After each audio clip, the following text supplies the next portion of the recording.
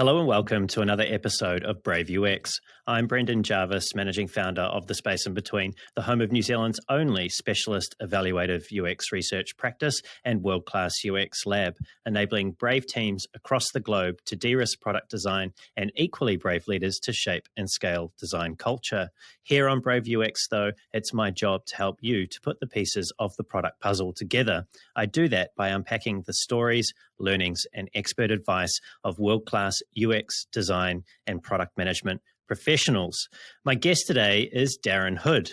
Darren is a principal product designer at Omnicell, the world leader in pharmacy robotics. There, he champions product design and coaches other designers, cultivating a culture of curiosity, clear communication, and collaboration.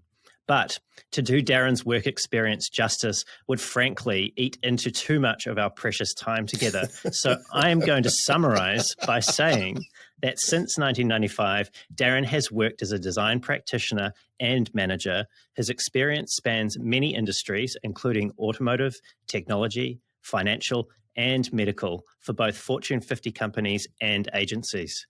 Darren currently serves as an adjunct professor at Kent State University and Lawrence Technological University, where he's helping to prepare the next generation of UXers.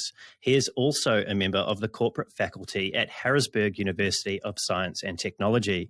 Speaking of university, Darren holds 2 master's degrees, one from Syracuse University in Information Management and the other from Kent State University in User Experience Design. He is also currently most of the way through a PhD in Educational Leadership at North Central University.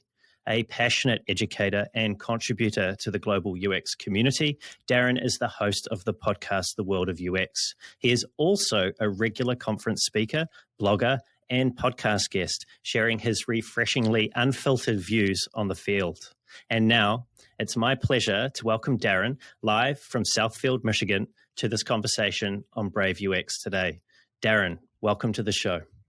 Thank you, Brendan. Thank you for having me. I'm excited. Wonderful introduction. You nailed it. Well, you nailed it. That was all you. I just wrote it. What? Oh, yeah, but that was, I love the way you presented it. Yes, thank you. And thank you for giving that shout out to Harrisburg University. It's great. It's really great to have you here, Darren. And I also really thoroughly enjoyed researching for today. And something that I left out of your intro there, which I wanted to bring up because I thought it was such a fascinating little sort of side conversation to have with you, is that I learned that you're a former amateur bowls tour champion and a previous professional bowler with 2 300 games. So people, so for people that don't know, what type of bowling are we talking about? Oh, my God. You're talking about the kind of bowling where we don't just walk into the bowling alley and grab a ball off the rack. Pre-pandemic, I purchased somewhere in the vicinity of 260 bowling balls in the last 10 to 12 years. Just a few. All just to get that one little bit of an advantage. Mm-hmm. Every time. So I currently have about 15 of those balls here, and I do not come into the bowling alley with less than 5 at any given time. So it is that's the kind of bowler. And just what is a 300 game and how rare is that? 300 game is 12 strikes. That means there are essentially 12 opportunities to strike in one game of bowling. And if you bowl to 300, then you got 12 strikes. So as we say here in New Zealand, we're a little understated. That's pretty good, right? It's almost non-existent. I think that you ask how often does it happen? I don't know the statistics, but I know it's extremely rare. And even when you do it, it takes some luck. Basically, something went your way, something happened that shouldn't have happened. And when you don't get a 300, you're actually happier about the games that aren't 300 for some reason. But it is rare. It is rare. And I'm fortunate to have done it twice. I get the sense that you might be a little bit competitive. Very, but only at the right times. What is the right time? Let's go into that. What constitutes the right time? Oh, wow. It's funny you mentioned that. I'm doing a series now on my podcast called Emotional Intelligence and UX.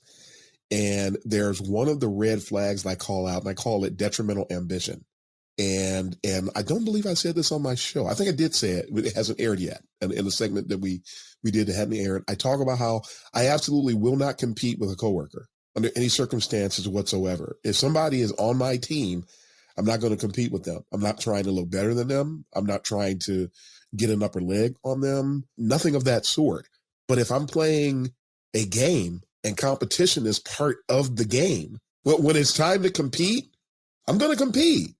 If I'm playing chess, which I like to play, I'm going to compete. So if competition is part of what it is, part of the structure of what we're doing, I compete.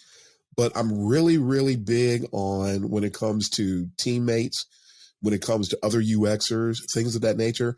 I love building people, Brendan. I absolutely love it. I will bend. I refer to myself as bending over backwards and tying myself into knots to do whatever I have to do to make sure that somebody else can be successful, and will lay down my life, in a sense, figuratively speaking, and have done so to make sure that other people get what they need so that they can be the best that they can be. So I'm not going to compete. And I've actually said that before and angered people because I said I wouldn't compete. I have a saying that whatever you touch, excel at it.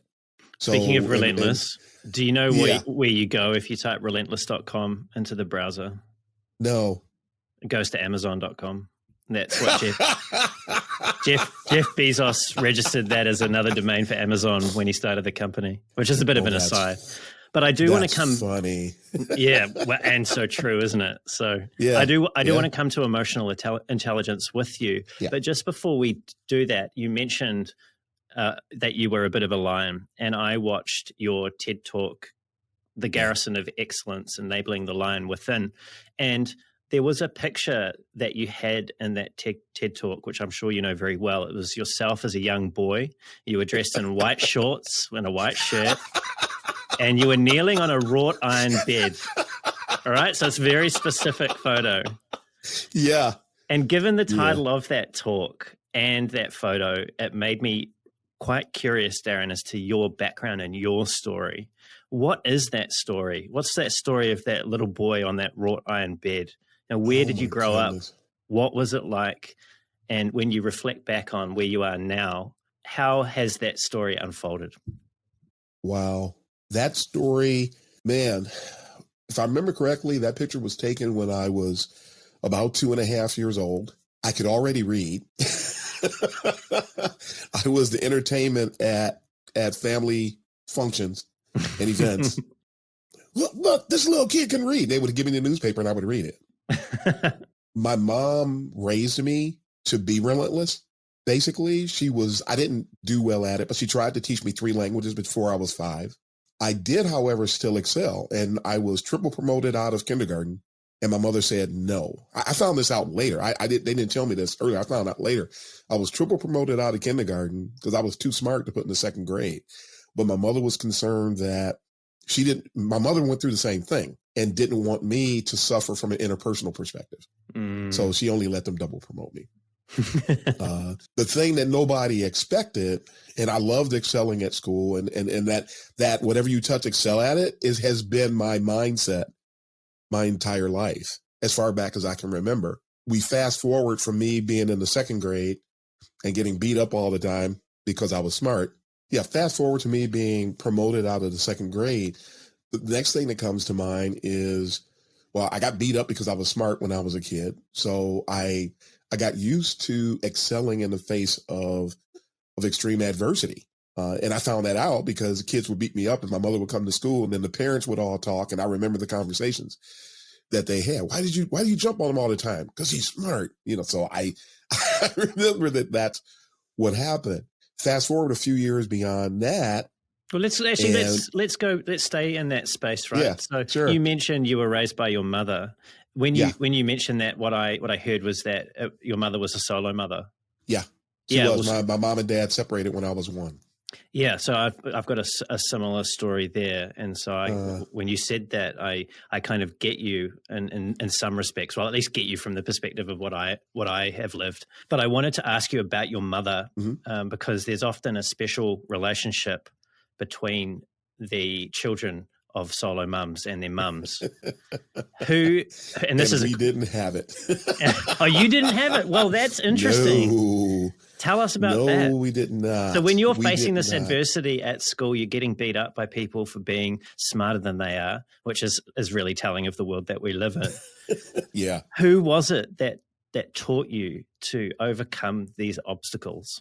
It's funny. I cannot single out one single family member, including my mother, that instilled that in me. Mm-hmm. Not one. I was so smart, quote unquote smart, that talk about home alone. I would get left at home alone a lot when I was a kid because I could fend for myself. So just left me at home. And my mother refused to go on aid. And so she worked 2 jobs and I would be at home. But going back to when I was 4 years old, I was left at home when I was 4 as well. And I'm lonely. So what does a lonely kid do? God knows. What I did was I would go in the phone book and call people because I was lonely. And I would befriend people and hold these conversations. And my mother eventually found out and put an end to all of that. But I don't know what I learned from those people. I only remember one person that would talk to me that I really talked to quite a bit. And I remember her instilling certain things in me. This really elderly woman. Her name was the last name in the phone book. So I called her. But a lot of them, I remember wanting to be like Martin Luther King Jr. when I was a kid. And I remember once I got beat up and I refused to fight back because I wanted to be like him. So that there's an impression there. I remember once, I told the story recently and people were really cracking up about it, where I got beat up. I refused to fight back. I was laying on the ground, prostrate on the ground, just there. And they get up and go home, Darren. And I refused. No, I'm going to be like Martin Luther King. I still remember saying that. And I just laid there and they had to go get my mother. And they literally slid me into the back seat of the car because I refused to go home. I refused to get up. So on top of the fact that there's a relentlessness, you even see it. I was determined to see something through to the end. I was determined to, once I was focused on something, that was it. It sounded like you wanted them to beat you up properly. like you guys haven't beaten me up properly here. Keep going. And it was amazing, that curiosity. It just such a driver. So I always want to learn about everything, whether it was spiders or diseases. And my mother gave me all the encyclopedias and I would sit there and go through these encyclopedias. Everybody else is running around outside and I'm looking at encyclopedias. I used to have to do homework before I went out to play as a kid. I used to have to press clothes before I went out to play. So a little bit different than a lot of other folks. And to this day, I will press my wife's clothes sometimes now too. But it sounds like you were an only child. I was my mother's only child. Right. My dad, I actually have a Japanese brother and sister. Mm-hmm. My dad got married when he was in World War II. So to tell my age a little bit, but I never met them, but I know that they exist. I don't know if they know I exist, but I know they exist. There's 5 of us. So 4 kids that my dad had beside me, but I'm my mother's only. And funny thing about that, I learned something about only children that folks don't know, is that if you want to get something done and you have a choice, you have 3 people to choose from, pick the only child. Because the stereotype was that only children were spoiled and brats and, just nasty. You don't want to have to deal with only children. But research actually proved that only children were the most resourceful because we had to do everything ourselves. And so when you fast forward X number of years and you need something done, the only child is going to be the most resourceful of the group on average. You know what, Darren? I'm going to agree with you wholeheartedly here. And that's because I am also an only child. The drive that we have, the imagination that we used to have to use, the creativity and the things we had to do was completely different. It was completely different. And so I'm glad that I knew that. And it kept me from being gaslit about being an only child and stumbling into the stereotypes, because what people said about only children, I never saw it. I know that there are some that are, but I've seen folks that are not only children that are far worse. Matter of fact, the research that I looked at said that, forgive me, 2-child household kids, but it's the sibling rivalry between two-child households made two-child households the worst of the scenarios, according to the research. So, because they fight all the time. I fought with no one. Let's fast forward now to Darren of now. I was listening to your podcast recently, and I've actually heard you say this a number of times, and I'm paraphrasing, you've said that you feel indebted to the discipline of UX. And you are also someone that strikes me as being a very intentional person and quite careful with the choice of words that you use. Yes. And being indebted is not something that's not a light word to use, right? Like that's quite a significant word. Why do you feel that way about this field? Yeah, I recognize my path in UX, as many early UX practitioners were. They didn't call it UX in 1995. I was doing usability research, but I didn't call it usability research. I came to learn that that's what it was, especially guerrilla research in particular. I was work on information architecture, didn't learn about that until like 98, 99, and I was already doing it. I didn't know anything at the time about cognitive load, but I was trying to make sure, retrospectively speaking. So I'm doing all of these things, and I'm engaging and I'm learning and looking at the books, and there were no classes that I could go to at the time, at least not like what we have today. And I when I talk about being indebted, I think I've been afforded a ton of phenomenal opportunities, because one of the things I found is that the places where we work has direct impact on our trajectory. So if I am working you mentioned that I worked Fortune 50, I worked in automotive, I'm working now in medical, and did a little work in medical before. I've worked in the financial services industry. I've worked in education. I've worked in a lot of different places, but what I found was that where you work determines the types of things you will work on. And then the types of things that you work on yields certain types of experiences for you, career development, acumen building, things of that nature. The discipline's been good to me. I've been afforded against a ton of opportunities. I've worked at a lot of different places. And the fact that the discipline has been good to me, I feel a responsibility, which is why I quote unquote fight as I do, because I want other people to have as many opportunities as possible as I had. If people really want to develop, then they have every right to be able to develop. People want to learn, they have every right to learn. And I feel that being in a position to download things to other people, to afford them many of the same experiences I had, I want to be able to give that to them. So the podcast, when Michigan State came to me and asked me to do my podcast, I had been on the radio for 8 years prior to that. And I thought, you know what? We can tap into my knowledge of that. And I could turn this out. I had already been doing a lot of educating in UX. I already been doing a lot of writing in UX. So for me to turn around and produce something, it really won't take any effort. So yes, I opted in not to be heard, not to be a star, not to become a UX celebrity, which I think is really happening at like epidemic levels today.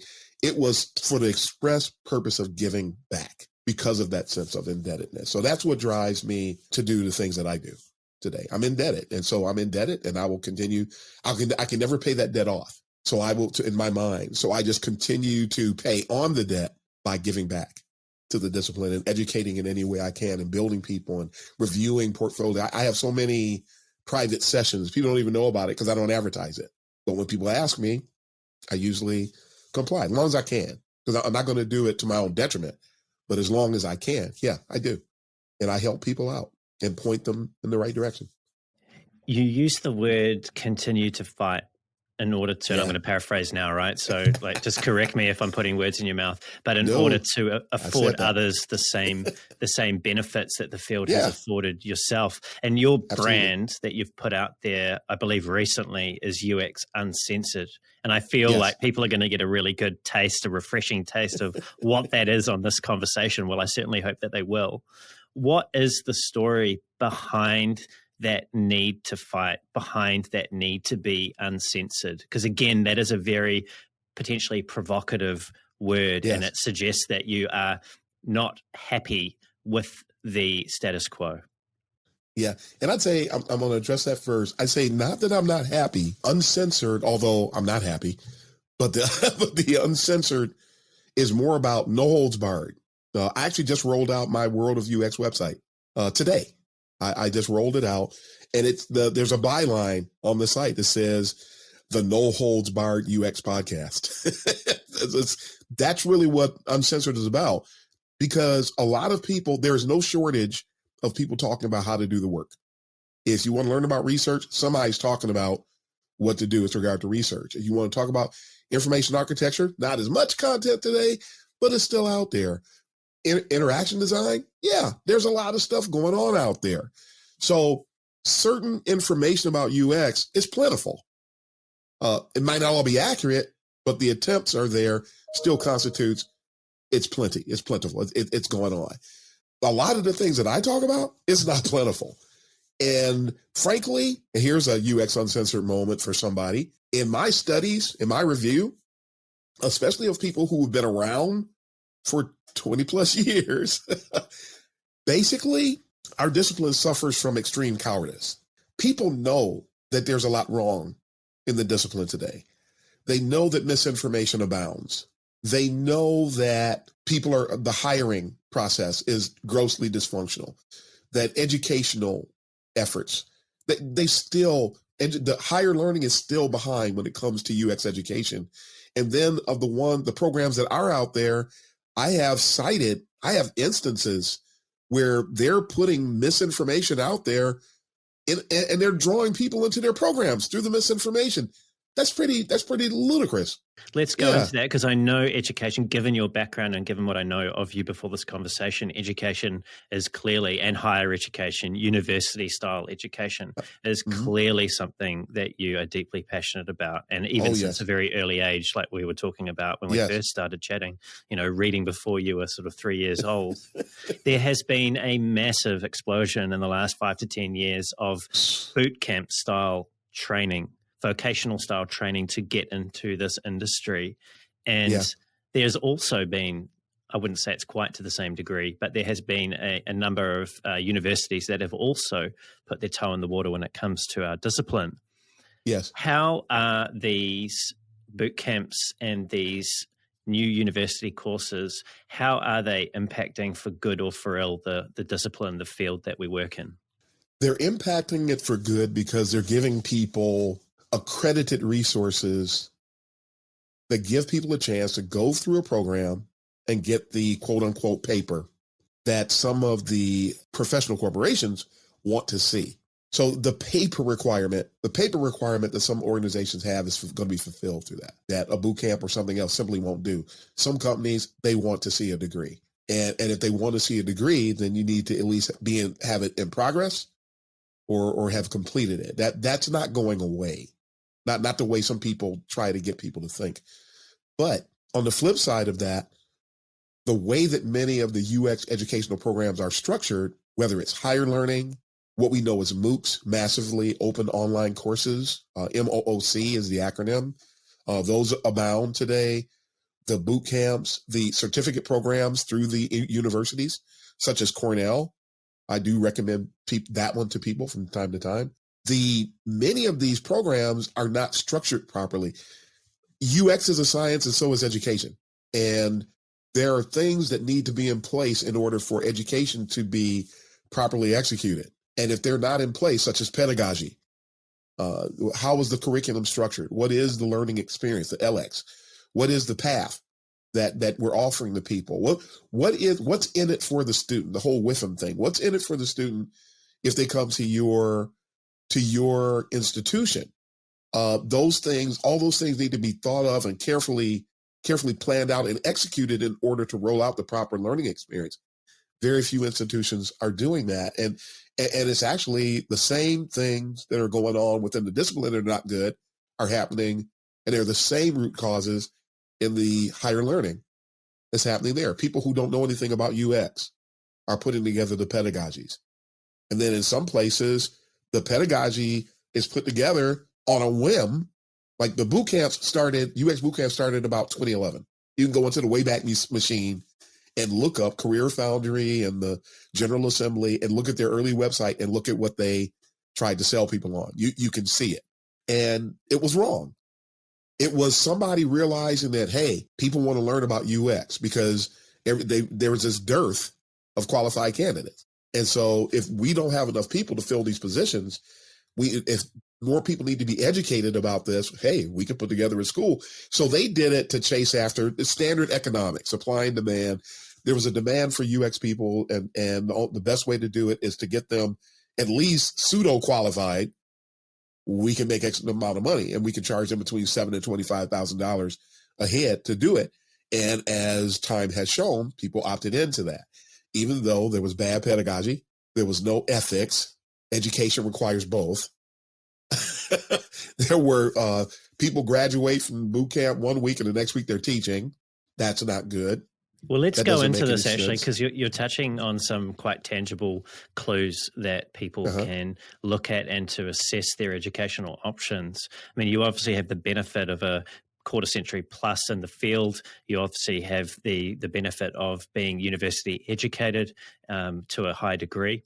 And so you're able to look at this, look backwards and also project forward what these experiences are likely to be for prospective students. But if you think about it from the perspective of someone who might be 20 years old, who has heard a lot about UX, thinks it's really exciting and is looking at their options, what are some of the clues that or things that they can look for to evaluate that pedagogy, to evaluate the quality of the instruction that they are likely to receive? How can they tell whether or not they're actually going to get a quality UX education?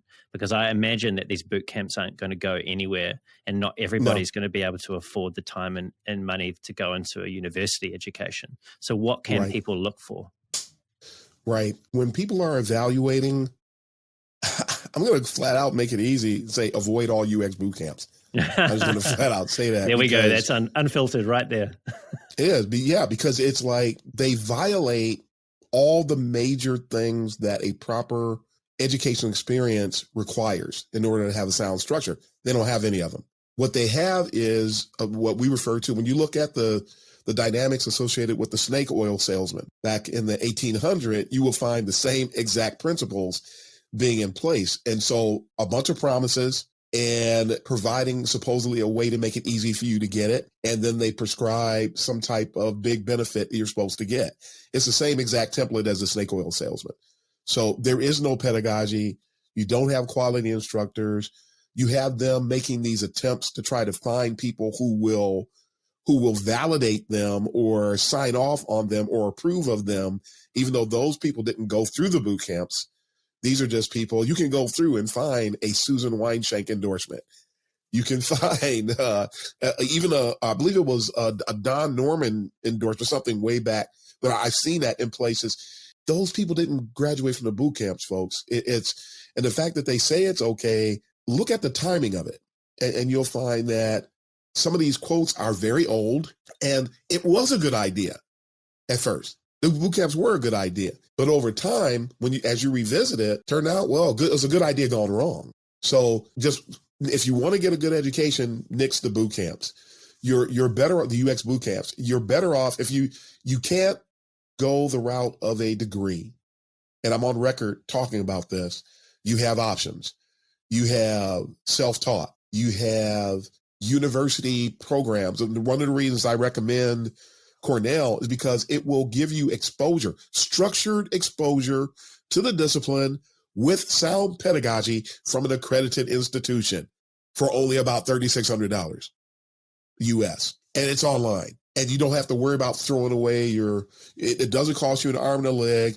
You're not engaging into an experience that also infuses you with bias at the same time. And I won't even get into why I mentioned it. That I'll cover that on my podcast. Talk about that. What I mean when I say that, in short, people don't just get exposed to things that they could have found just by looking them up on Google and then paying from $7,000 to $25,000 for it.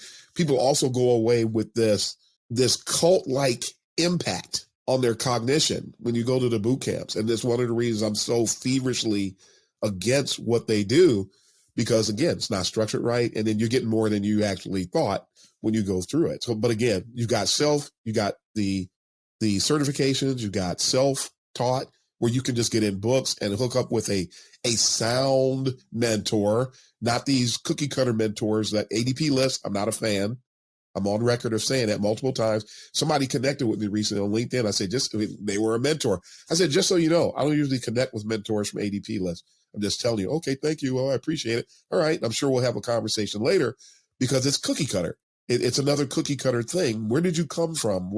How long have you been doing UX? If you have time to do what you claiming to do, I'm not buying into that. It's just, I don't know too many people who have time to do what some of these people claim they can do from a mentor perspective. It's just not a good look. So those are things you can do. There's only one. I'm going to throw one more thing out on this part. I do recommend David Travis, who wrote the book Think Like a UX Researcher. User focus. He has a course on Udemy. I do support him when it comes to the MOOCs. And I have referred people to the University of Michigan Coursera course. The lessons are peer reviewed, but you can supplement that and make it better. But the cool thing is it's offered through an accredited source with real teachers. You're going to have to do peer review on your work, which is like completely worthless pretty much for peer review from a grading perspective. It's a good exercise, but when it comes to grading, my grade came from somebody that knows as much as I do. That doesn't mean a whole lot, but those are alternatives that will at least give you a foundation. Now, you're still not going to have the paper that I was talking about, and eventually you might have to bite the bullet and go that route. But those are some things that you can do if this is a time in your life that you can't afford to do the university. So I went to university and I studied information systems at the time. And what I observed as a young person when I was doing that, so we're going back to 2005, 6, I believe, 5, 6, 7, was that already the university course was out of date with what I was learning on the internet at the time when it came to the World Wide Web. And this irked me a little because I was paying good money for a good institution to get a piece of paper, a credential that said that I knew this thing. And I just wonder how up to date are the universities now with the way in which the field is practiced? That's a fantastic question. That's one of the problems that I found with the university experience as a whole. I've actually, I don't know, you won't find this online about me. I know you said you did some research. This one you won't find. I conducted what I like to refer to as the quintessential ethnographic study, in that, jokingly, of course, when I say that. I went to multiple universities. Yes, I graduated from Syracuse. Yes, I graduated from Kent State. But I also went to other nameless institutions. I'm not going to name them today, but I went to other universities. And in those universities, I left because the experiences were not right. They were outdated. They were irrelevant. And people want relevance when they have a learning experience. Why go through a learning program if I can't do anything with what they're teaching me? And that's the hook for the boot camps, right? That's what the hook is, isn't it? It's like you will be industry ready inside of 6 months or whatever the time frame is. That is what people want to hear, and it's what people want to believe. But it really is a buyer beware situation, is what I'm hearing from you. Big time, yes. Caveat emptor, big time. I have worked with X number of bootcamp grads over the course of my career, and I only, of all the people, and I'm not going to apologize for it, deciding a fact, only one of them really brought anything to the table, and the person that did feels that their bootcamp experience was worthless, and they went back and added something on top of it. Everybody who came out of the bootcamp and wanted to tout the bootcamp as the best thing since sliced bread, as we say, using that old saying, were nightmarish, absolutely nightmarish to work with. What was it about them? Usually it's a Dunning-Kruger, the common thread, Dunning-Kruger bias. Mm-hmm. They put themselves on pedestals. They, tapping into my current series on emotional intelligence, they have severe inferiority complexes. I love building people. I don't care. You went to a boot camp. I don't care.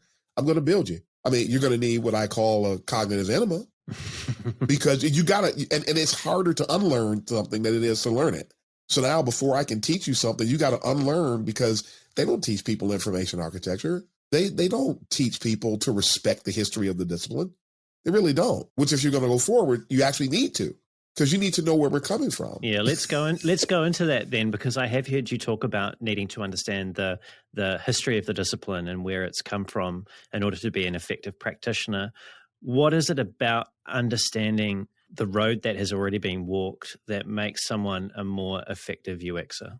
Understanding where we've come from. One of the biggest things that I find to be key is those methodologies, the information architecture, the stuff that's in the Polar Bear book, that stuff's not outdated at all. And when you understand how the shifts, how the work has come about, what I talk about, the 4 pillars of UX, when you get into the history, you got to understand what the 4 pillars are.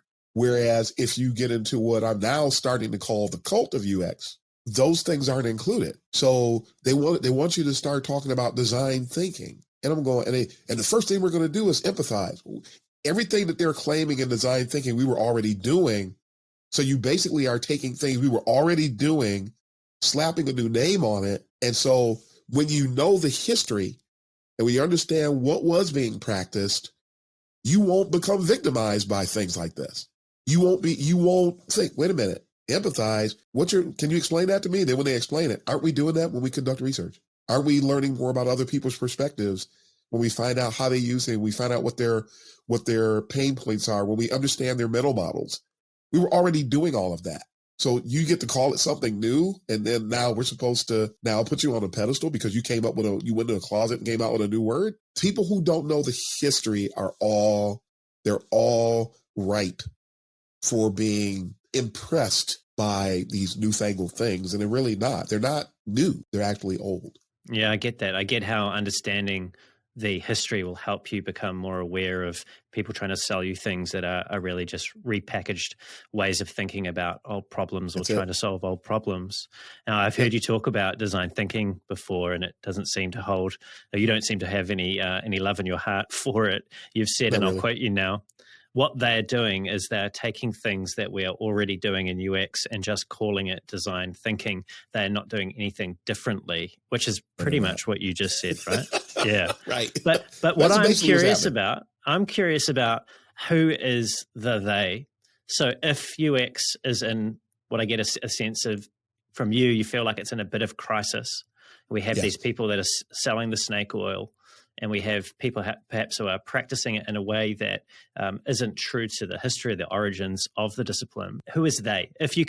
I'm not asking you to name necessarily individuals. I don't want you to do anything that makes you uncomfortable. But like, who is the they that is doing this to us? The they is. You made me think about another saying I have. It's not as much about the who as it is about the what. And so there's a lot of people that are guilty of it to the extent that it doesn't really benefit us to know who, but it does benefit us to know the what.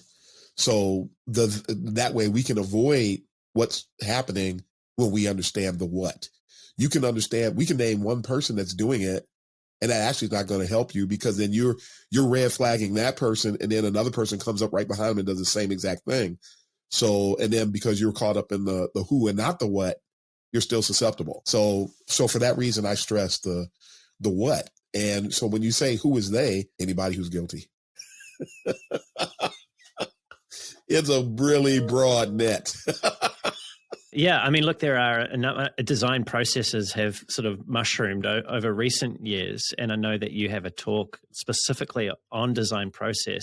And from my way of looking at design process, it's somebody trying to articulate what it is that we do in the field of design. And they are a theme on each other. Like, they all sort of have core central tenets around empathy and iteration and all these things that are quite central to the way in which we have become accustomed to think about doing design.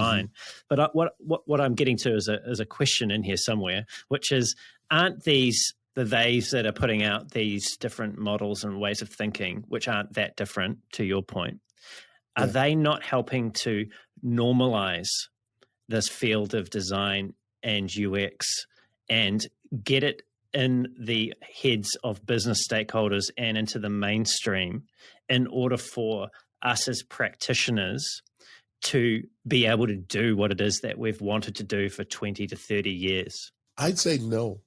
Because there is a problem in UX where you probably saw this post I had last week about UX celebritism. A lot of the people that are rebranding things are doing it because it puts them on a pedestal. And if you're putting yourself on a pedestal, then you really don't care that much about the discipline. If we imagine with all these people coming in, one person's talking about double diamond, another person's talking about design thinking, another person is talking about, we call it waterfall, where it's a mix of agile and agile fall, agile fall, where they're mixing agile and waterfall. And everybody's got all these different things that are going on. How much further along would the discipline be if we were more unified? Not necessarily all doing things the same exact way, but if there was more continuity and a bit more cohesiveness with UX's presentation, would we not be further along? And right? How much further along would we be? Because you have organizational UX maturity levels, personal UX maturity level, which nobody talks about, and you have the discipline-wide UX maturity level. And the discipline-wide UX maturity level as one that's always gathering data to understand it, and talking to people around the world, and hiring practices, and just getting just massive data points. The discipline-wide UX maturity level is grossly off target. And part of the reason is too many people are saying too many different things. And then when you get up and you say, we should be doing this, then you get a group of people that accuses you of being a gatekeeper. Here we go. Not knowing that they are really demonstrating their ignorance, because a gatekeeper is if you really look at what a gatekeeper is, and I have a project that's about to come out on this, a gatekeeper is actually a good thing. They say, well, why can't we be certified and then they always mention them in unison, doctors or accountants or lawyers. Number one, the work we do is not on that level. Number one, and we definitely don't have the longevity. How long did it take them to get mature? How long? Because they have maturity levels too. And all three of those fields are mature. How long did it take for them to get there? What, thousands of years for the medical practice? You read about medical doctors going back, a lot of these things. So why mention us who've been around only in the mainstream for 20 to 25 years in the mainstream? We existed before that, but we're in the mainstream. Why do people mention us in the same breath as disciplines that have been around for a long time and have had the opportunity to mature and have you don't find a university that don't have programs in any one of those three things that I mentioned. UX still barely scratching the surface. So it's going to be a while before we get there, but we need to be better. We need to be better about the way that we represent the discipline and not try to put ourselves on a pedestal. So there is no normalization. That's not what's going to, back to the question, because I'm about to get off track. Reel myself in here. The normalization is not going to occur until people drop their egos. It won't. It simply won't. And that's the biggest problem. One of the biggest problems today. Plagiarism is huge in UX, and it's accepted because people don't know the history. Somebody would not have been able to write a book taking information that already exists. And I'm trying not to say what the book was in this particular, and I would, but I'm just not going to do it. I'm not afraid to do it. I've done it before. So if somebody wrote a book and they took information that you and I could have Googled, and I had Googled, I already knew the information that was in the book, which is why I was so outspoken about it. But the person did all this, put together a book, and took a little psychological factor, and the only thing they did was create an icon for each one of the psychological factors, rolled it out, and everybody was like, oh, this is the best thing I've ever seen. This stuff's already existed. All they did was create an icon. That's it. But people, when you know these things, you're not, wait a minute, why is this person doing this? This stuff is all on the IEF website, on the Interaction Design Foundation, their encyclopedia. So wait a minute, you mean to tell me that I could go extract certain related things from out of their encyclopedia, create an icon, and somebody's going to publish the book and everybody's going to think it's the best thing since sliced bread and think that I've really opened people's eyes? No, they're just new.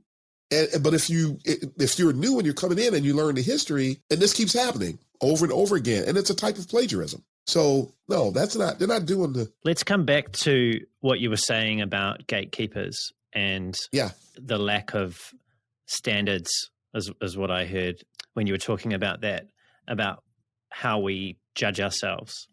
To what degree do we hold ourselves to? And I've seen the medical side of that because my wife is almost through her ophthalmology training, which is to become an eye doctor, an eye surgeon. And so I've seen the extreme of what they put doctors through to earn those letters that go after their name and to enable them to practice surgery on another human. So I've seen that extreme. There's something like only 150 of them in New Zealand, which is a country of 5 million people. So, and it will be similar ratios worldwide, right? So that's one extreme. And like you said, it's been built on thousands of years of history. And then you've got our discipline, which is relatively new.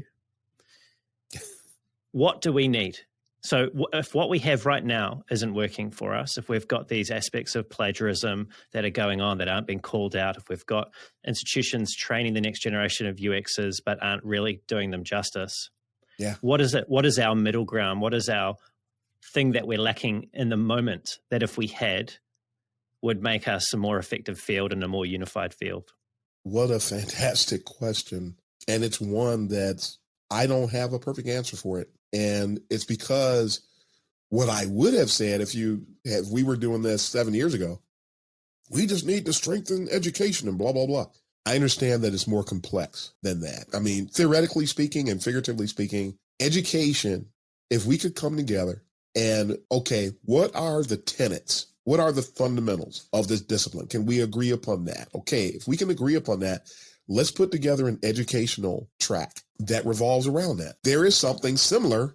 Someone else realized that that's the key. It is the key. The reason that I said that I can't answer it is because while I know that that's the key, getting it done is another story that requires the resolution in other areas, because I know that Don Norman has been working on something like that. And I'm going to borrow from one of my peers, Debbie Levitt, who said that he's working on it, but it is being done at an academic pace. It is. So that means that it's going to, knowing what I know, that's what I'm getting my PhD in. That takes a while to get it done. So we've got time. That's an issue. And because UX is an infinite science and it has a lot of moving parts, while they're working on things, the things that need to go into that are changing. I don't know if they're keeping their eye on things that are changing so they can modify what they're proposing. But that's not the problem, the biggest problem. It's a problem, but it's a standard problem. The biggest problem is there are people who are partnering. I'm going to get in trouble for this one, but there are people who are partnering with Don Norman that don't have a horse in the race. And so because there are people that are supposedly partnering to resolve UX educational issues that are not part of UX education's leadership, there's no way they're going to come up with the right answer. There are organizations that are contributing to the current spiral of problems that we have in UX that are sitting on that committee, that are working. So they're not going, matter of fact, and they heard me say this on social media and reached out to me to get my input, because I'm trying to protect trying to protect my people who are working on this project.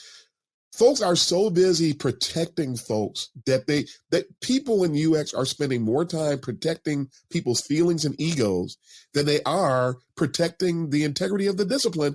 And so no matter what they're trying to do about education, if that work continues on the trajectory it's on, they're going to say, hey, we came up with some standards, but I already know they're going to be wrong. They're going to be wrong. And then the wrong thing is going to be instituted, and everybody being in a general consensus, they're going to get up and they're going to say, hey, we've got a standard now. We've been looking for this for years. But Darren Hood is on record right now telling you that thing that they're doing, love you, Don Norman, but what you're doing, that's wrong. It's going to come out the wrong way because the wrong people are part of the solution. What is it that you fear will result from those people working on those standards? What is it specifically that is wrong? What is it that's going to do a disservice to the field? That's an easy one. It's going to render biased solutions that are going to play out to make them look like heroes and to foster people into their already established faux UX type of way of thinking that is already part of the problem to begin with. In short, that's basically it. IBM, I might as well say it because it is actually common knowledge. IBM has a huge volume of people working on that project. IBM hasn't done anything for UX.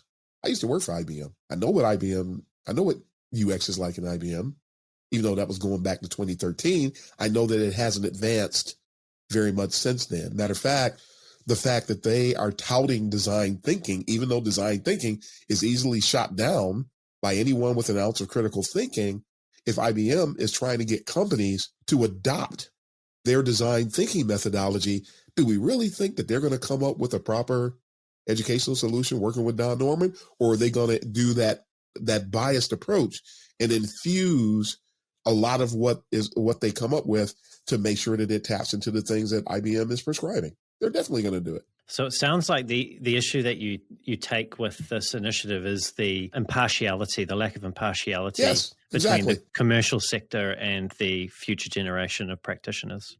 Exactly. And the average person isn't going to see IBM and go, oh, IBM, I don't know. That's not what people are going to say.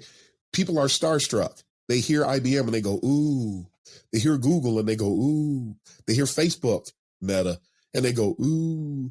They hear Amazon and they go, ooh. And they don't think that these companies can do any wrong. But when it comes to UX, big names don't mean a thing. There was a fantastic article that somebody shared in the UX community today about how IDEO's design thinking was applied. I think it was IDEO that actually did the work, that came in and applied their design thinking to some municipality and almost destroyed a city. Yeah, good job, design thinking. I call design thinking glorified spitballing, and it's a way to unleash IKEA bias, basically because people get excited when they're involved in the solution. It doesn't mean the solution is right. You just got a bunch of people in a room and they came up with something. Yeah, they're going to come out and tout it and say that it's great because they got IKEA effect bias. Where's the voice of reason in the room that says that what you came out with is not going to work? Where's the heuristic impact, the heuristic analysis, that thing that we should do? I gave a talk on heuristic analysis once, and the people went into a riot when they heard about it. They refused to accept it when heuristics should be one of the first things that people learn, but they don't learn it. And now and they hear the term, and then they get that buzzwordy reaction. And then I spoke to somebody recently and I started talking about heuristics. The person never used the word heuristics in their life. And then after I said it, they started talking about heuristics. Like, well, you had impact, Darren. No, that's impact, right? You got them talking the language. That's a first step, isn't it? No, that's actor. When they're talking, those are actors. We got enough actors out there. They got another word to throw into their script, and then they improv and go and start acting like they know what you're talking about. No, you don't know. I know this is unfiltered, and this is exactly what we called for. Okay, so this is what we wanted. We wanted this conversation to be, the real Darren Hood, the real unfiltered UX. But there are probably some people out there listening to this episode thinking that, Darren, your views are overly cynical and perhaps a little bit negative. What do you say to those people? That's fantastic. I'm glad you said that. Number one, I recommend you to my post on Medium that talks about toxic positivity, because it is, and that's one of the things I talk about in my series on emotional intelligence. If you have a nail in your car, in your tire, you need to know that. And when somebody comes along and says, hey, you got a nail in your tire, it's great that you know that, because now people classify that as negative. Is it negative or is it life-saving? And I'm also on record of saying that there actually is no such thing as negative. Unless we're talking about batteries, there's, in a sense, there's no such thing as negative. There is constructive and there is destructive. Now, I challenge people who think that what I'm saying is negative, flip it. Look at it from a perspective of constructive or destructive. If you listen to what I'm saying, is it because from that perspective, destructive would be parallel with negative, and positive and negative, and then constructive would be negative, would be parallel with positive. So if you look at what I'm saying, what would happen to you if you paid attention to what I said and actually implemented something to counter it? Would it build you? You better believe it would. So that means it's not destructive. So if it's not destructive, how is it negative? So if you have a nail in your tire, you need to know, or you're going to end up going on a freeway somewhere and you're going to have a blowout. So if you get an attitude, I actually have a comic strip, which I'm sure you've seen. And there's an upcoming episode that I'm working on where there's 4 frames. And in one frame, the person sees a road sign that's warning him on something on the line of the bridge being out. Oh, I'm glad I knew that. And then he comes across a second sign and he sees that there's construction or something like that. Oh, I'm glad I see that. Basically a sequence of seeing warning signs and being grateful, but then seeing the last frame is the person seeing somebody saying something on social media about UX and then becoming hostile because basically it contradicts your biases. And so that's not negative. It's these things are and I've had people tell me that before, but I know better. And I know that if you want to succeed, you need to identify all pitfalls, all roadblocks, all mountains, and you need to have a strategy for each one. So everything that I'm saying is actually constructive. And what I found is that people who see it as negative, keep watching those same people. Just keep watching them. Watch and see what happens as they ignore all of these warnings, as they ignore downloads about the pitfalls. There are pitfalls in UX. If you don't learn about them, I almost walked away from UX in about 2007, 2008, because I ran into the pitfalls and nobody told me about them. And when it happened, it blew my mind and I couldn't believe, what do you mean they're not going to pay attention? It completely freaked me out. And one day somebody gave me some constructive input and it changed everything. And they said, there is such a thing as healthy friction. And when I heard that, I went, wow, you're right. And it completely changed. And ever since then, those crazy discussions that happen within UX and those crazy pushing back by clients, all of those things just basically melted away. They no longer floor me. Do they frustrate you? Yeah, it frustrates you at times, but it's not going to flatten me and it's not going to run me out of the discipline. And I remember you probably heard me tell this story before as well, where when I first got involved, and I was doing a lot more visual design earlier on in my UX pathways. And back in the day of the discussion group, the BBS and the discussion area news groups, before there was a Facebook or anything like that, earlier days of the internet. And we were discussing graphic tools and somebody had said, yeah, I really enjoy talking to you. When you get serious, you might want to switch over to Photoshop. I was using Corel Photo Paint to deal with photos at the time, which at the time wasn't bad, but it wasn't the granddaddy. If you really wanted to be for real, you really need to be in Photoshop. And I know that now, but the guy said, yeah, but who could have afforded that license back then, right? Like, what was it, like $3,000 or something ridiculous? It was crazy. Yeah. But then there was a way to get into it inexpensively, which I ended up doing. I went and bought a license right after that. But it floored me because I thought I was serious. So when he said, when you get serious, then go to Photoshop. And I'm going, well, wait a minute. I am serious. Well, let's get into this, actually. Let's get into this because when someone says something like that to you, that is potentially gaslighting or something to that effect, right? And I know that recently you've railed against the rise of imposter syndrome that has presented itself in almost every discipline, not just UX. There's been a huge amount of people declaring themselves as imposters in public, largely on social media. And I'll quote you now just so that people have some context for what you've said about this in the past. You've said that these people have absolutely no reason to doubt who they are, but succumb to doing so anyway. So when you give that example of that person gaslighting you about using Corel when they use Photoshop, sort of lording that over you, how did you react or internalize that was different to how someone who might claim to be feeling like an imposter, like that statement that person made could make someone feel like? How did you treat that opportunity to respond, and how did you respond?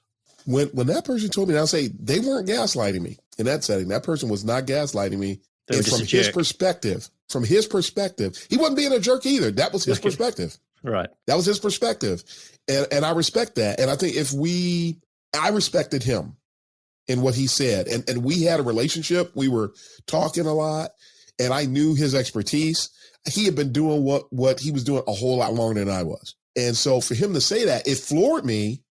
Because of the part about when you were serious, when you get serious. And in his mind, I wasn't serious yet, but I wouldn't call it gaslighting. He was just sharing his perspective. When people are gaslighting, they have knowledge that they're they're doing a little Jedi mind trick. They know that they're doing so. I can tell stories about that, but I won't go down that road right now unless you ask me later. But I recognize, wow, if I want to get better, I do have to raise my game. I've been working with Corel. It's been perfect for what I've been doing thus far, but I need to go up. Are you willing to rise up and do something better? Are you willing to be more? You've been successful so far doing what you're doing in Corel. I had been the managing editor. This isn't common knowledge, but I had been the managing editor of a publication that was being published in Corel Draw. So I had the whole Corel, I went all the way up to Corel 8, I think, or 9 or 10, somewhere between 8 and 10 before I walked away from Corel Draw. And the little sub pieces there. But I realized that what the person was saying, it had merit. And I was willing to never talk to him again. It wasn't because of what they said. It just worked out that way, that we just never talked again. But it changed me for the better. And I tell that story in one of my blog posts on Medium. It changed me forever. And I remember working at a bank in Detroit and realized that if I want to get better at UX, there's a ceiling on what I was talking about earlier. Our trajectory is determined by where we work. And I knew that if I stayed at that bank, that I was not going to grow when it came to UX. I simply wasn't going to grow. And so I did the same exact thing that came up with Corel. So when somebody makes a statement and that statement it floors you or it doesn't match what you felt your perception of yourself was, and there is room for growth, and that's that self-awareness part of EQ. There is room for me to grow. I can be better. I can do more. I don't know anything about Photoshop. Was I serious? I was serious, but there was still some room for growth. So I humbled myself, another EQ component, being humble, not so caught up in what I felt I was, and not celebrating my accomplishments to the point that it kept me in that state. I was willing to grow. And I encourage people to do the same. You may have been a boot camp and you may have been dead on serious about it, but there's other levels. There's other things you can do. If I can throw that example in there, and I'm not demonizing people who go to boot camps. It's just that I've been in the same position, not necessarily at a UX boot camp, but when there's something higher to ascend to, I want to do it. Remember, if I touch it, got to excel at it. So if that's the name of the game, then hey, are you excelling right now? Actually, no. All right, then let's go. And when you opt into UX, it's lifelong learning and it's a never-ending growth pattern. So where I am today, 26 years, but I'm still trying to get better. I'm still trying to do more. Do I know everything? Nope, never will, because there's always something being piled on to all the things that we know and do. So there's always going to be something to grow in. And even when we do something, you always immediately want to look at what can I do to be better. Now, I bowled 300 games. And the first thing I thought about after I threw the last 300 was, what could I have done better? That was my first reaction. I didn't celebrate the 300. What could I do better? It's just the way it is. Constant state of dissatisfaction. Even with your own success, yeah, that is something Kaizen. that affects, Kaizen, right? It affects a lot of people. I want to come back to imposter syndrome, though, and your story that you told there. Clearly, that wasn't something that affected you. You became aware of another level that you could get to, and that's almost that conscious. You became conscious of your incompetence and saw that as a challenge rather than being an imposter. So what is it at the moment that, and it's not just in UX, as I said, but what is it at the moment that is making people come forward and declare that they are imposters in their discipline? What is it that's driving people to do this? And are they imposters? Oh boy. Yeah, people aren't going to like this. In my observations, the reason that a lot of people are doing it is because it's a pinnacle. It is what I call a pinnacle acknowledgement, that because a lot of the people that I've seen that claim to be imposters never try to get beyond that. So it's a pinnacle acknowledgement. I'm an imposter. Like it's a badge. They do it like it's a badge of honor. And I come across people who say that they're imposters. They feel they're imposters. They say they have imposter syndrome, and they really don't labor to get beyond that. When I did my blog post on the truth about imposter syndrome, okay, this is where you are. This is how you feel. And I say, it's not really imposter syndrome. It's usually either self-doubt or you're just going through standard growing pains where you lack confidence. And everybody feels that way at some time. It doesn't mean we're all a bunch of imposters walking down the street together. I got imposter syndrome. I have it too. No, you're having some self-doubt. You're wondering about whether or not you should be doing this, whether or not you're qualified, whatever the case may be. But you know what? When the time comes, you're going to get up and you're going to try to get yourself equipped as best you can and go and execute. Now that's the wise thing to do. Not to sit here. Do you want a doctor with imposter syndrome removing your kidney? Really? I don't think so. And do you want to work next to somebody and do work on do UX on something that has life or death connotations associated with it? Can anybody afford for either of you, say there's 2 people on the team or 3, can anybody afford for any of you to be imposters or feel like you're imposters? That's a dangerous state of mind to be in. If you don't know something, then go learn it. This is key. Yeah. And exactly. You wrote something else in that post that actually really made me think about that trend to declare imposter syndrome. And that was that it's generally, in terms of the academic literature, it is a syndrome that's not actually a psychological syndrome, but it is experienced by people that have already achieved a high level of achievement. Yeah. So it's people that are at the top of their field that regardless of their credentials, regardless of what other people say about them, they still don't feel like they belong. And if you are experiencing the so-called imposter syndrome and you haven't reached the top of your field and you don't have people lauding you for how great you are, then yes, you are just experiencing self-doubt. And I think again, I don't think it probably wasn't a popular thing for you to write, but when you think about that, that is so true. Like if anything, you're an imposter claiming imposter syndrome if you haven't reached the top of your field. And exactly. I think it is actually so refreshing was so refreshing to read that and have a spade called a spade, as we say here. And I'm not sure if you say over there, when it comes to things like that. We do. Like you are just learning. You are learning, and that is okay. But you need to put that somewhere. Yeah, you need to put it somewhere, right? Realize there's another level and then close that gap. And the research you just mentioned, something else I thought about when you said that was that true, if imposter syndrome was indeed a thing, it's only afforded to those individuals. And the other piece is it's something that's more, people who are perfectionists are more prone to being in that state of mind. Not just any old Tom, Dick, and Harry. People that aren't happy with their second 300, right? Yeah, I mean, these people are, so they claim it, and in their minds, what I have observed is that once they claim it, they no longer have to get better, because every time somebody calls them out, oh, I have imposter syndrome. Oh, I have imposter. And I see people like parading it around like it's something to be proud of. There's also something else in here which I want to raise with you, which is in your article, you mentioned in there that it's something that affects women more than men, and also people that come from minority races. Yeah. And there's almost something disingenuous for the masses or people that aren't from minorities to claim that they are experiencing that irrespective of their level of achievement, if they do not really truly understand why that term was coined and who actually legitimately experiences this.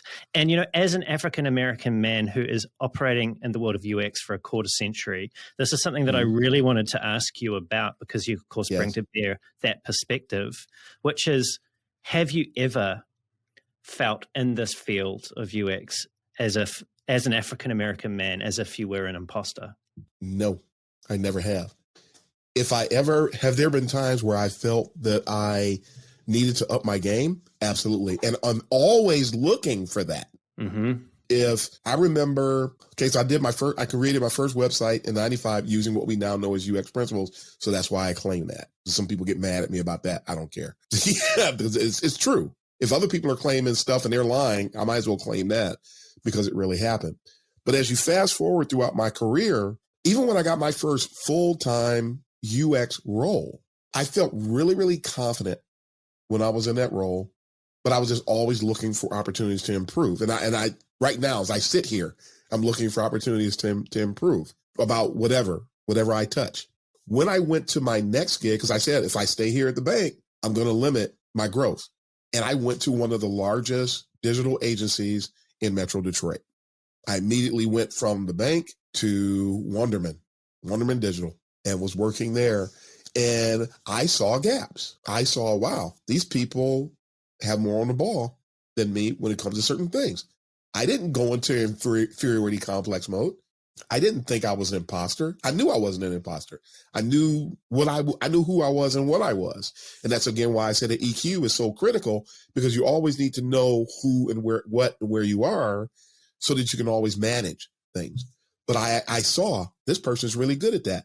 I need to start studying that more. This person is good as this. I need to study this one. So I would see gaps, and then looking at the discipline as well as a whole. What can I do to get better? So I never saw myself as an imposter, and it never even crossed my mind. It was just, what can I do to improve? And that's what I did. Your question does remind me, though, about one instance where I was working with a group of people, and someone presented the same question, and they without the minority piece being a part of it. And they said, do you ever feel, they asked a whole group of us, do you ever feel like you're an imposter? And immediately the entire room turned me off. Like nobody, we were on a Zoom call. Nobody wanted to hear what I was saying. I raised my hand. I tried to talk. They would talk over me. I typed my response in the chat. Nobody paid attention to it. And I finally got a moment, because I believe in being polite on conference calls, unlike a lot of things I've experienced, but for what that's worth. But I eventually got a chance to put my 2 cents out there. And I said, I've never felt like an imposter, but I've had people try to impute an imposter state onto me. Now that's where the folks were gaslighting, where they tried to make me feel I was something that I'm not, because they had something to gain by me being what they were fabricating. So they wanted you to answer in the affirmative.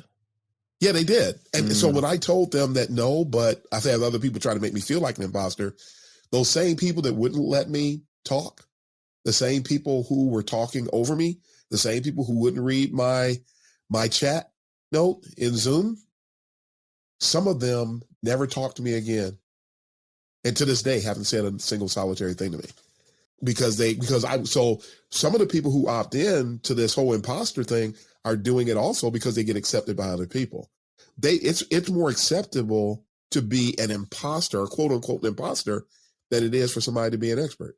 And a lot of people who claim to be imposter, want to see an imposter that's not an imposter, or an imposter claiming imposter. Let me back up. Want to see a person claiming imposter syndrome that's actually an imposter? Those people have issues with experts, and you can't have issues with an expert and want to be an expert, because the love affair is with expertise, not with people. It's if I want to measure up, your wife is trying to be an ophthalmologist. She'll admire some people who've done a lot, but she's always racing with and comparing herself to the standards. The Hippocratic Oath calls for such. And so the same thing applies. I'm actually doing a something for that hopefully is going to be with the folks over in the UK, the Tech Circus folks. I think that's what we call. I'm actually talking about doing a talk for them called UX and the Good Doctor, because there are parallels between the Hippocratic Oath and what we should be doing as UX professionals. So you can't, it's just amazing how people, I get accused of being a gatekeeper because which really all that means is that I'm a quality advocate, but they don't know that that's what they're saying. You love quality. We don't like you. What? That doesn't make sense. So yeah, I've never felt like an imposter, and I'm going to make sure that I'm not, because I'm always going to labor to make sure that I'm qualified. And now I have a much clearer sense of why people claiming imposter syndrome makes you angry in a positive sense, because you don't want people to claim that for themselves. Now, yeah. Darren, you are clearly someone who is very determined, very honest, and you've been very successful in achieving and pursuing your goals. What's your message for the people who are listening today who may not have yet found their lion within? I would say, and I'm going to refer to one of my talks, that I got called in to deliver this talk for a leading automobile manufacturer to a team of about 30 UXers. And then I was able to deliver it later. And it's the talk I did on the UX cycle of excellence. So if I had to leave one thing, embrace the UX cycle of excellence and, tweak it as you need to, but you got to have that plan, because none of us is going to achieve excellence by osmosis. None of us will. So we have to put, what are you going to do? I did a talk on my podcast about building a PLN. That's part of it. Build a personalized learning network. Tap into sound, trustworthy resources that will help you to grow. Because it doesn't matter where you are in your journey. You always need to tap into somebody else. You always need to listen.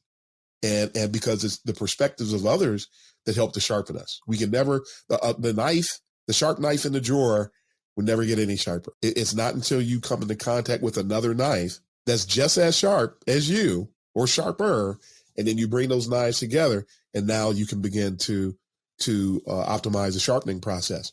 But if you keep hanging around plastic knives, that's not going to work.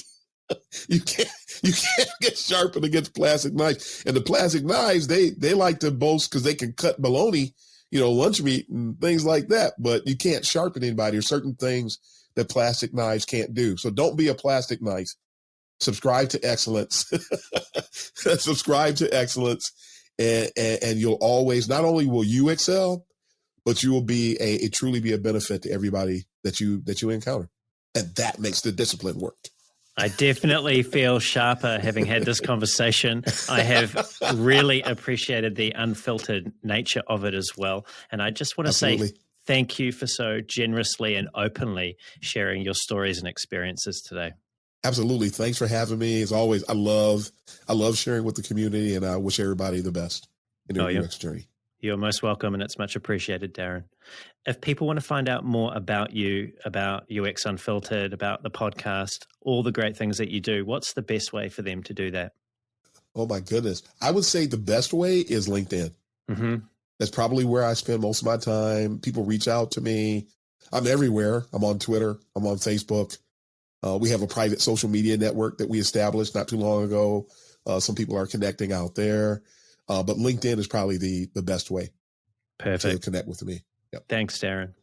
And to everyone that's tuned in, it's been great having you here as well. We will be linking to everything that Darren has mentioned there as to how you can find Darren, all the things that he is up to in the show notes on YouTube and also on the podcast, on the audio platforms as well. If you enjoyed the show and you want to hear more great conversations like this with world-class leaders in UX design and product management, don't forget to leave a review on the podcast, subscribe to it, and also pass it along if you feel that there's someone else that would get some value out of these kind of conversations. And if you want to reach out to me, you can also find my LinkedIn profile in the show notes at the very bottom, or you can head on over to thespaceinbetween.co.nz. That's thespaceinbetween.co.nz. And until next time, keep being brave.